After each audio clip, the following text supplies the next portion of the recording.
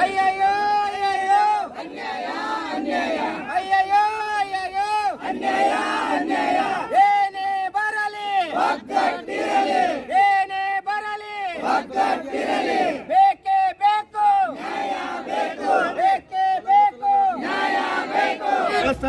ಸರ್ಕಾರ ಕೂಡಲೇ ಸ್ಪಂದಿಸಿ ನಮ್ಮ ಎಲ್ಲಾ ಬೇಡಿಕೆಗಳನ್ನು ಈಡೇರಿಸಬೇಕು.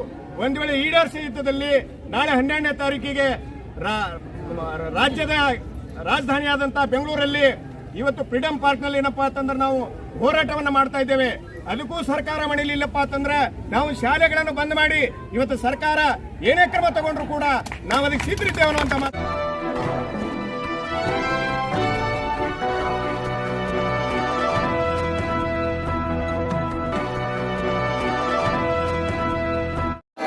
ಅಯ್ಯಯ್ಯೋ ಅಯ್ಯಯ್ಯೋ ಅನ್ಯಾಯ ಅನ್ಯಾಯ ಅಯ್ಯಯ್ಯೋ ಅಯ್ಯಯ್ಯೋ ಅನ್ಯಾಯ ಅನ್ಯಾಯ ಏನೇ ಬರಲಿ ಒಗ್ಗಟ್ಟಿರಲಿ ಏನೇ ಬರಲಿ ಒಗ್ಗಟ್ಟಿರಲಿ ಬೇಕೇ ಬೇಕು ನ್ಯಾಯ ಬೇಕು ಬೇಕೇ ಬೇಕು ನ್ಯಾಯ ಬೇಕು.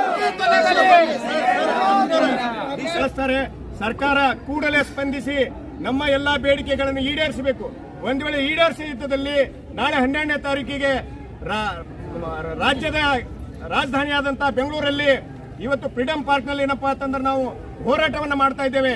ಅದಕ್ಕೂ ಸರ್ಕಾರ ಮಣಿಲಿಲ್ಲಪ್ಪ ಅಂತಂದ್ರೆ ನಾವು ಶಾಲೆಗಳನ್ನು ಬಂದ್ ಮಾಡಿ ಇವತ್ತು ಸರ್ಕಾರ ಏನೇ ಕ್ರಮ ತಗೊಂಡ್ರು ಕೂಡ ನಾವು ಅದಕ್ಕೆ ಸಿದ್ಧರಿದ್ದೇವೆ ಅನ್ನುವಂತ ಮಾತನ್ನು ಹೇಳಿ ಮಾನ್ಯ ಜಿಲ್ಲಾಧಿಕಾರಿಗಳಿಗೆ ಮುಖಾಂತರ ನಾವು ಸರ್ಕಾರಕ್ಕೆ ಸಲ್ಲಿಸಲು ಅವರಿಗೆ ನಾವು ಈ ಮನವಿ ಪತ್ರವನ್ನ ಸಲ್ಲಿಸ್ತಾ ಇದ್ದೇವೆ.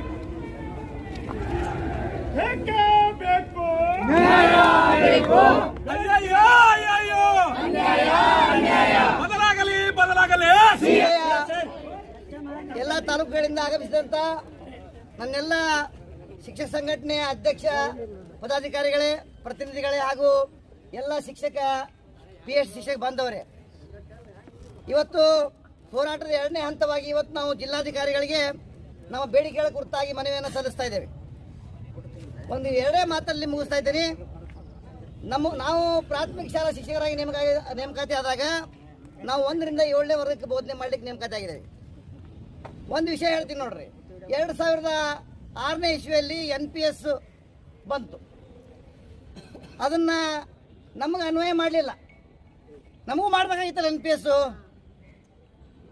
ನಮಗೆ NPS ಯಾಕೆ ಮಾಡಲಿಲ್ಲ? ಪೂರ್ವಾನ್ವಯ ಮಾಡ್ಲಿಕ್ಕೆ ಬರೋದಿಲ್ಲ. ಮತ್ತು ಇದು ಯಾಕೆ ಬಂತು? 1ರಿಂದ 8ನೇ ತರಗತಿ ಬೋಧನೆ ಮಾಡ್ಲಿಕ್ಕೆ ರೆಡಿ ಅದೇವು. ನಾವು ಯಾರದೇವಿ, ಏನು ಇಲಾಖೆ ನಿಯಮಗಳದಾವ, ಯಾರು ಪದವಿ ಪಾಸ್ ಆದವ್ರು ಬೇಕಂತೀರಿ ನೀವು, ಅವರ ನಾವದೇವಿ. ಯಾರು ಪದವಿ ಪಾಸ್ ಆಗ್ಯಾವಿ ಅವ್ರಿಗೆ ಮಾತ್ರ ಬಡ್ತಿ ಕೊಡ್ರಿ. ಬಡ್ತಿ ಕೊಡ್ಬೇಡ್ರಿ, ವಿಲೀನ ಮಾಡ್ರಿ, ನಮ್ಮನ್ನ ಪದವೀಧರ ಶಿಕ್ಷಕರ ಅಂತೇಳಿ ಗುರುತಿಸ್ರಿ. ಏನು ಜಾಸ್ತಿ ಕೊಡ್ಬೇಡ್ರಿ, ಒಂದು ಇನ್ಕ್ರಿಮೆಂಟ್ ಕೊಡ್ರಿ. ನಾವು ಹೆಡ್ ಮಾಡ್ರಿ ಬಡ್ತಿ ತಗೋತಿದ್ದೇವೆ, ಅದನ್ನ ಬಿಟ್ಟು GPT ಅಂತ ಹಾಕ್ತೇವೆ.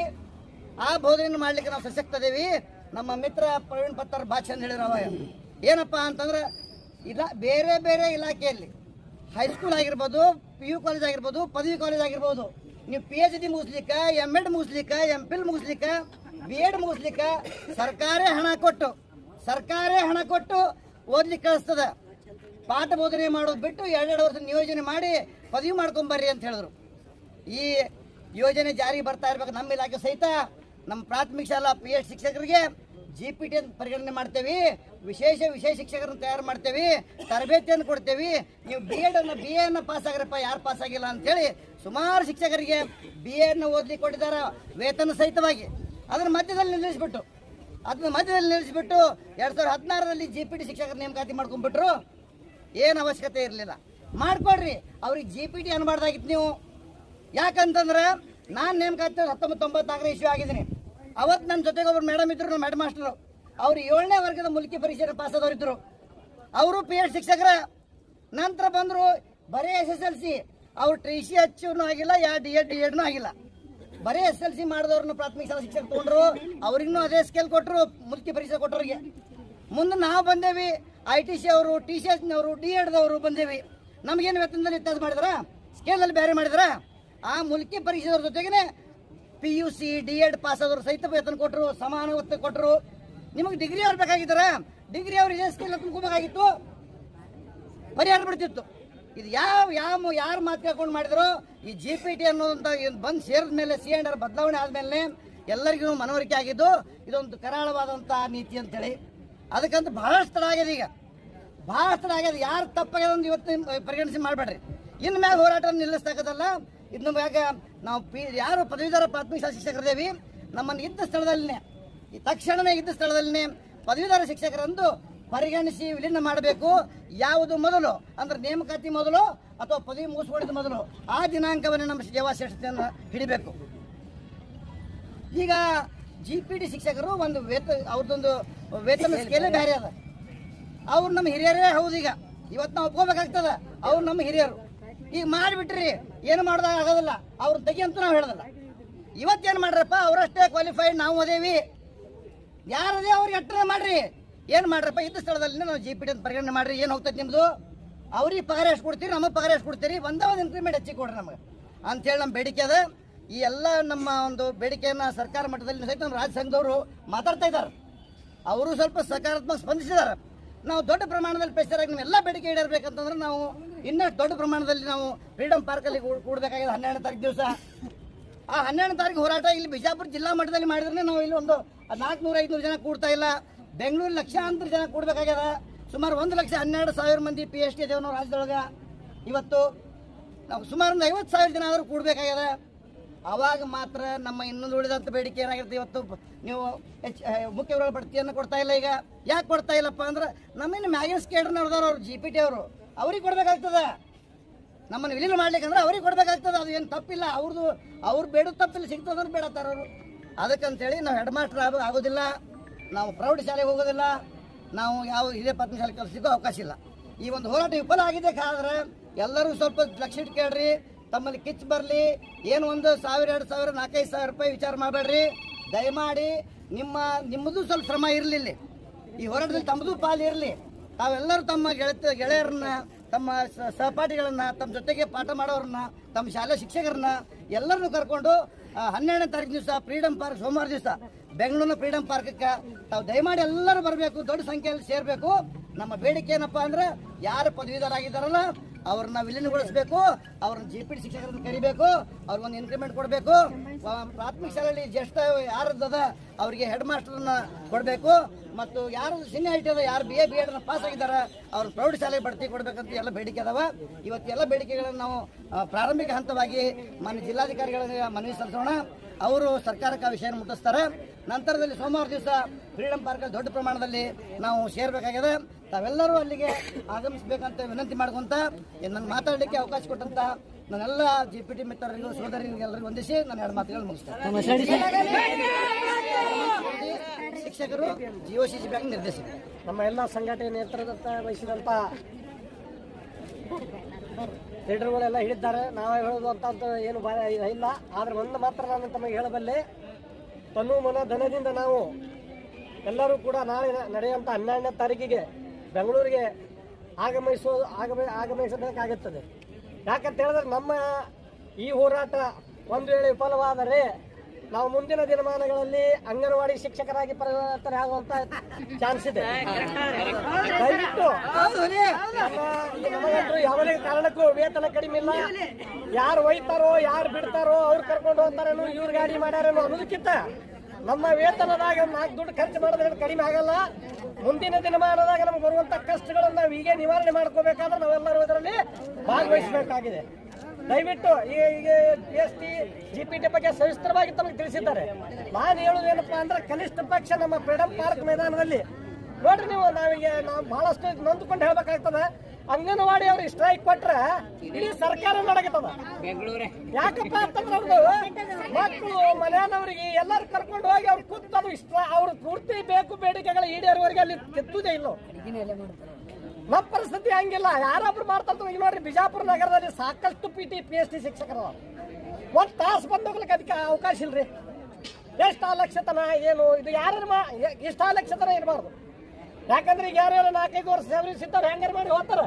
ಮುಂದಿನ ದಿನಮಾನದಾಗ ಇದೆ ಅಂತ ಬಹಳಷ್ಟು ಇದು ನೋವಾಗುವಂತ ಸಂಗತಿ ಇದೆ. ನಾನು ದಯವಿಟ್ಟು ತಮಗೆ ನೋಡ್ರಿ, ನೀವು ಮಣ್ಣಿನ ಪರಿಸ್ಥಿತಿ ನೋಡ್ರಿ, ಕೌನ್ಸಿಲಿಂಗ್ ಬಂದ್ರು ಎಲ್ಲರೂ ಸಾಕಷ್ಟು ನಮ್ಮ ಅಕ್ಕ ತಂಗಿಯರು ಕೂತಿದ್ರು. ಒಳಗ ಒಂದು PST ಖಾಲಿ ಆಗುತ್ತಾನೆ, ನಮ್ಮ ಮನೆಯವರಲ್ಲಿ ನೌಕರಿ ಮಾಡ್ತಾರೆ, ಇನ್ನ ತಗೋಬೇಕಂತ ಹೋಗ್ಬೇಕು ಕುಂದ್ರು ತಲನೇ ಅದು GPT ಆಗ್ತದೆ. ದಯವಿಟ್ಟು ಭಾಳ ನಂದ್ಕೊಂಡ್ರಿ ಇದನ್ನ ಮ್ಯಾಗ ಮತ್ತೆ ನಾವು ಹಿಂಗೆ ಬಿಟ್ಟೇವಂದ್ರೆ ಇದು ಮುಂದೆ ಆಗುವಂತ ನಿಮಗೆ ನೆನಪಿಲ್ರಿ 52,000 ಶಿಕ್ಷಕರು ಈಗ GPT ಆಗುವವರೆಗೆ ಕೌನ್ಸಿಲಿಂಗ್ ಹಂಗೆ ನಡೀತದ. ನಾವು ಎಚ್ಚೆತ್ತುಕೊಳ್ಳಿಲ್ಲ ಅಂದ್ರೆ ನಮಗೆಲ್ಲ ಏನಾದ ಮುಂದೆ ಬರುವಂತ ದಿನಮಾನದಾಗ ಕಷ್ಟ ಅನುಭವಿಸ್ಬೇಕಾಗ್ತದೆ. ದಯವಿಟ್ಟು ಯಾರು ಒಯ್ತಾರೋ ಯಾರು ಬಿಡ್ತಾರೋ ಸಂಘದ ಭಿನ್ನಾಭಿಪ್ರಾಯಗಳು ಅದು ಅಂತ ಪುಲಿ ಗೊತ್ತೇನು, ಅವ್ರು ಮಾಡ್ಬೇಕಾಗಿತ್ತು ಇವ್ರು ಮಾಡ್ಬೇಕಾಗಿತ್ತು, 2016 ಅವ್ರೇನು ಮಾಡಿದ್ರು ಇವ್ರೇನು ಮಾಡಿದ್ರು, ಒಬ್ರಿಗೊಬ್ರು ಪಟ್ಟು ಮಾಡೋದಿಲ್ಲ ಇಲ್ಲ. ಯಾಕಿರುದಿಲ್ಲ ಅಂದ್ರಪ್ಪ ಎಲ್ಲ ಸಂಘಟನೆಗಳು ಇತ್ತು ಅವಾಗ, ಇವ್ರು ಮಾಡಿಲ್ಲ ಅಂದ್ರೆ ಅವ್ರೇ ಮಾಡ್ಬೇಕಾಗಿತ್ತು, ಅವರು ಮಾಡಿಲ್ಲ. ನಾವೇನೋ ಇದಕ್ಕೂ ಸದಸ್ಯತ್ವ ಕೊಡ್ತೀವಿ ಅದಕ್ಕೂ ಸದಸ್ಯತ್ವ ಕೊಡ್ತೀವಿ, ಯಾರಿಗೆ ನಾವು ಮಾಡಿದ ಅದು ಏನೋ ಆಗಿದೆ ಹಿಂದಿನಗಳಿಗೆ ಎಲ್ಲ ಮರೆತು ನಾವು ಮುಂದೆ ಬರುವಂತ ದಿನಮಾನದಾಗ ಫ್ರೀಡಂ ಪಾರ್ಕ್ಗೆ ತಾವೆಲ್ಲರೂ ತನು ಮನಧನದಿಂದ ಯಾರು ಅವ್ರು ಹೋಗ್ತಾರೆ ಬಿಡಪ್ಪ 4 ಮಂದಿ ಹೋಗ್ತಾರೆ ಅವ್ರ ಲೀಡರ್ಗಳವರ ಸಂಘದವರ ಅಂತ ಅನ್ನಕ್ಕೆ ಭಾವಿಸ್ಬೇಡ್ರಿ. ದಯವಿಟ್ಟು ತಾವೆಲ್ಲ ಬಂದು ಆ ಫ್ರೀಡಂ ಪಾರ್ಕ್ ಏನದ ಹೋರಾಟದ ಸಕ್ಸಸ್ ಮಾಡ್ತಿರ್ತಾರೆ ಆಶಿಸಿ ನನಗೆ ಮಾತನಾಡಕ್ಕೆ ಅವಕಾಶ ಕೊಟ್ಟಂತ ತಮ್ಮೆಲ್ಲರಿಗೆ ವಂದಿಸಿ ನನ್ನ ಮಾತನ್ನು ಸೋಲಿಕಾರ್ GOCC ಬ್ಯಾಂಕಿನ ನಿರ್ದೇಶಕರು.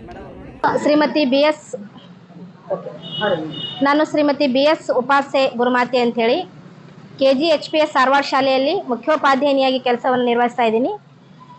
ಈಗ ನಮಗಿರ್ತಕ್ಕಂಥ ಸಮಸ್ಯೆ ಏನು ಅಂತಂದ್ರೆ ನಾವು PST ಶಿಕ್ಷಕರು, ಪ್ರಾಥಮಿಕ ಶಾಲಾ ಶಿಕ್ಷಕರು ಅಂಥೇಳಿ ನಾವು ನೇಮಕಾತಿ ಆಗುವಾಗ 1ರಿಂದ 7ನೇ ತರಗತಿ ಅಥವಾ 1ರಿಂದ 8ನೇ ತರಗತಿ ಬೋಧಿಸುವ ಶಿಕ್ಷಕರು ಅಂಥೇಳಿ ನೇಮಕಾತಿಯನ್ನು ಹೊಂದಿದ್ದೀವಿ. ಆದರೆ ಈಗ ನಮಗೇನು ಮಾಡ್ತಾ ಇದ್ದಾರೆ ಅಂತಂದ್ರೆ ನೀವು PST ಶಿಕ್ಷಕರು ಅಂಥೇಳಿ ನಮ್ಮನ್ನು ಕನ್ಸಿಡರ್ ಮಾಡಿ ಕೇವಲ 1ರಿಂದ 5ನೇ ತರಗತಿಗೆ ಮಾತ್ರ ಬೋಧಿಸಬೇಕು ಅಂಥೇಳಿ ನಮ್ಮನ್ನು ಡಿಮೋಷನ್ ಮಾಡ್ತಾ ಇದ್ದಾರೆ, ಹಿಂಬಡ್ತಿಯನ್ನು ಕೊಡ್ತಾ ಇದ್ದಾರೆ. ಅದಕ್ಕಾಗಿ ನಮಗೇನಾಗಿದೆ ಈಗ ಅಂತಂದ್ರೆ GPT ಅವರು ಪದವೀಧರ ಶಿಕ್ಷಕರು ಅಂಥೇಳಿ ಈಗ ನಮ್ಮಲ್ಲಿ ರಿಟೈರ್ಮೆಂಟ್ ಆಗಿರ್ತಕ್ಕಂಥ ಹುದ್ದೆಗಳಾಗಿರ್ಬೋದು, ಟ್ರಾನ್ಸ್ಫರ್ ಆಗಿರ್ತಕ್ಕಂಥ ಹುದ್ದೆಗಳಾಗಿರ್ಬೋದು, ಅವೆಲ್ಲವುಗಳನ್ನು GPT ಮಾಡ್ತಾ ಇದ್ದಾರೆ. ನಮ್ಮಲ್ಲಿ ಮೊನ್ನೆ ವರ್ಗಾವಣೆಗಾಗಿ ಇಲ್ಲಿ ಕೌನ್ಸಿಲಿಂಗ್ ಆಯಿತು. ಕೌನ್ಸಿಲಿಂಗ್ ಎಲ್ಲ ಶಿಕ್ಷಕರು ಬಂದಿದ್ರು. ಸುಮಾರು ಏನಿಲ್ಲ ಅಂದ್ರು 2,500 ಶಿಕ್ಷಕರು ವರ್ಗಾವಣೆಯನ್ನು ಬಯಸಿ ಅರ್ಜಿಯನ್ನು ಹಾಕಿದ್ರು. ಅರ್ಜಿಯನ್ನು ಹಾಕಿ ಇಲ್ಲಿ ಕೌನ್ಸಿಲಿಂಗ್ ತಗೊಳಕ್ ಬಂದಾಗ ಎಲ್ಲ ಪೋಸ್ಟ್ಗಳು GPT ಪೋಸ್ಟ್ಗಳೇ, ನಮಗೆ PST ಶಿಕ್ಷಕರಿಗೆ ಯಾವ ಪೋಸ್ಟ್ಗಳು ಇಲ್ಲ. ನಾವು 10-15 ವರ್ಷಗಳವರೆಗೆ ಎಲ್ಲೋ ದೂರದಲ್ಲಿ 30-40 ಕಿಲೋಮೀಟರ್ ದೂರದಲ್ಲಿ ಒಂದು ಶಾಲೆಯಲ್ಲಿ ನಾವು ಕೆಲಸ ಮಾಡ್ತೀವಿ. ನಮ್ಮ ಮನೆಯವರು, ನಮ್ಮ ಯಜಮಾನರು, ನಮ್ಮ ಮಕ್ಕಳು ಎಲ್ಲೋ ದೂರದಲ್ಲಿ ಇರ್ತಾರ. ನಾವು ನಮ್ಮ ಕುಟುಂಬದ ಜೊತೆಯಲ್ಲಿ ಇರಬೇಕು, ಬಹಳ ವರ್ಷಗಳವರೆಗೆ ನಾವು ಇಲ್ಲಿ ದೂರ ಇದೀವಿ, ಒಂದು ವರ್ಗಾವಣೆಯನ್ನು ಬಯಸಿ ನಾವು ಹತ್ರ ಬರಬೇಕು, ನಾವೆಲ್ಲ ಕುಟುಂಬದವರು ಒಟ್ಟಿಗೆ ಇರಬೇಕು ಅಂತ ಬಯಸಿದ್ರು ಕೂಡ ನಮಗೆ ವರ್ಗಾವಣೆ ಸಿಗ್ತಾ ಇಲ್ಲ. ಇದು ಒಂದು ಸಮಸ್ಯೆ. ಆದ್ರೆ ಇನ್ನು ನಾವು ಪ್ರಾಥಮಿಕ ಶಾಲಾ ಶಿಕ್ಷಕರಾಗಿ ಸುಮಾರು 25-30 ವರ್ಷ ಸೇವೆಯನ್ನು ಸಲ್ಲಿಸಿ ಮುಖ್ಯೋಪಾಧ್ಯಾಯರಾಗಿ ಬಡ್ತಿಯನ್ನು ಹೊಂದ್ತಾ ಇದ್ವಿ. ಮೊದಲು ಕೂಡ ನಾವು ಬಡ್ತಿಯನ್ನು ಹೊಂದಿ ಅನೇಕ ಜನ ಹೆಡ್ ಮಾಸ್ಟರ್ಗಳು ಮುಖ್ಯೋಪಾಧ್ಯಾಯರು ಇದೀವಿ. ಈಗ ಏನ್ ಮಾಡಿದಾರ ಅಂತಂದ್ರೆ GPT ಅವರು ಕೋರ್ಟಿಗೆ ಹೋಗಿದಾರ. ಅವರು ನಮ್ಮ ಒಂದು ಶಿಕ್ಷಣದ ಅನುಗುಣವಾಗಿ ನಮಗೆ ಪ್ರಮೋಷನ್ ಕೊಡ್ರಿ, ನಮಗೆ ಬಡ್ತಿಯನ್ನು ಕೊಡ್ರಿ ಅಂತ ಅವ್ರು ಹೋಗಿದಾರ. ಈಗ ಅದನ್ನು ಕೂಡ ಕೋರ್ಟ್ ನಲ್ಲಿ ಅದ. ನಮ್ಗೆ 2 ವರ್ಷಗಳಿಂದ ಯಾವುದೇ ರೀತಿಯಾಗಿರ್ತಕ್ಕಂಥ ಬಡ್ತಿ ಇಲ್ಲ, ನಾವು ಬಡ್ತಿ ವಂಚಿತರಾಗಿದ್ದೀವಿ. ಅನೇಕ ಜನ ಶಿಕ್ಷಕರು 30-35 ವರ್ಷಗಳವರೆಗೆ ಸೇವೆಯನ್ನು ಸಲ್ಲಿಸಿರ್ತಕ್ಕಂಥ ಶಿಕ್ಷಕರು ಬಡ್ತಿಯನ್ನು ಕಾಣದೇನೆ ಅವರು ರಿಟೈರ್ಮೆಂಟ್ ಆಗಿ ಅವರ ಮನೆಯನ್ನ ಸೇರ್ಕೊಂಡಿದ್ದಾರೆ. ಈ ರೀತಿಯಾಗಿ ನಮಗೆ ಅನ್ಯಾಯ ಆಗ್ತಾ ಇದೆ, ಒಂದು ವರ್ಗಾವಣೆಯಲ್ಲಿ ಅನ್ಯಾಯ ಆಗ್ತಾ ಇದೆ. ಮತ್ತು ನಮ್ಮನ್ನ ಏನ್ ಮಾಡ್ತಾ ಇದ್ರು ಮೊದಲು ಅಂತಂದ್ರೆ ಪ್ರಾಥಮಿಕ ಶಾಲಾ ಶಿಕ್ಷಕರಿಗೂ ಕೂಡ ಹೈಸ್ಕೂಲ್ಗೆ ನಮಗೆ ಏನ್ ಮಾಡ್ತಿದ್ರು ಪ್ರಮೋಷನ್ ಕೊಡ್ತಾ ಇದ್ರು, ಬಡ್ತಿಯನ್ನು ಕೊಡ್ತಾ ಇದ್ರು ನಮ್ಮ ವಿದ್ಯಾಭ್ಯಾಸಕ್ಕೆ ಅನುಗುಣವಾಗಿ. ನಾವು BA B.Ed ಪದವೀಧರರಾಗಿದ್ರ, BSc B.Ed ಪದವೀಧರರಾಗಿದ್ರೆ ನಮ್ಮನ್ನ ಹೈಸ್ಕೂಲಕ್ಕೆ ಏನ್ ಮಾಡ್ತಾ ಇದ್ರು ಪ್ರಮೋಷನ್ ಕೊಡ್ತಾ ಇದ್ರು. ಆದ್ರೆ ಈಗ ಅದನ್ನು ಕೂಡ ಅವರು ಸ್ಥಗಿತಗೊಳಿಸಿದಾರೆ. ಅದಕ್ಕಾಗಿ ನಮಗೆ ಬಹಳ ಅನ್ಯಾಯ ಆಗಿದೆ. ಅದಕ್ಕಾಗಿ ನಾವು ಏನ್ ಮಾಡ್ತಾ ಇದೀವಿ ಅಂತಂದ್ರೆ ಮೊನ್ನೆ ನಾವು ಪೂರ್ವಭಾವಿ ಸಭೆಯನ್ನ ಪೂರ್ವಭಾವಿ ಸಭೆಯನ್ನ ಮಾಡಿ ಈಗ ಕ್ಷೇತ್ರ ಶಿಕ್ಷಣಾಧಿಕಾರಿಗಳಿಗೂ ನಾವು ಮನವಿಯನ್ನು ಸಲ್ಲಿಸಿದೀವಿ. ಇವತ್ತು ನಮ್ಮ DDP ಅವರಿಗೆ ಮನವಿಯನ್ನು ಸಲ್ಲಿಸಿದೀವಿ, ನಮ್ಮ DC ಸಾಹೇಬರಿಗೂ ಕೂಡ ಮನವಿಯನ್ನು ಸಲ್ಲಿಸಿದೀವಿ.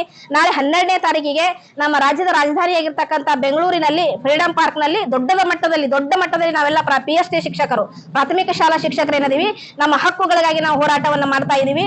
ನಾವು ಎಲ್ಲಿವರೆಗೆ ಹೋರಾಟವನ್ನು ಮಾಡ್ತೀವಿ ಅಂತಂದ್ರೆ ನಮ್ಮ ನ್ಯಾಯ ಸಿಗುವವರೆಗೆ ಹೋರಾಟವನ್ನು ಮಾಡ್ತೀವಿ. ನಾವು ಈ ಹೋರಾಟದಿಂದ ಹಿಂದೆ ಸರಿಯೋದಿಲ್ಲ. ನಮ್ದೇನ್ ಸರ್ವಿಸ್ 8 ವರ್ಷ ಉಳಿದ್ರು ಕೂಡ ಇನ್ನೂ ಅನೇಕ ಜನ ಶಿಕ್ಷಕರು, ಬಹಳಷ್ಟು ಜನ ಶಿಕ್ಷಕರು ಈ ಒಂದು ಅವಕಾಶಗಳಿಂದ ವಂಚಿತರಾಗಿದ್ದಾರ.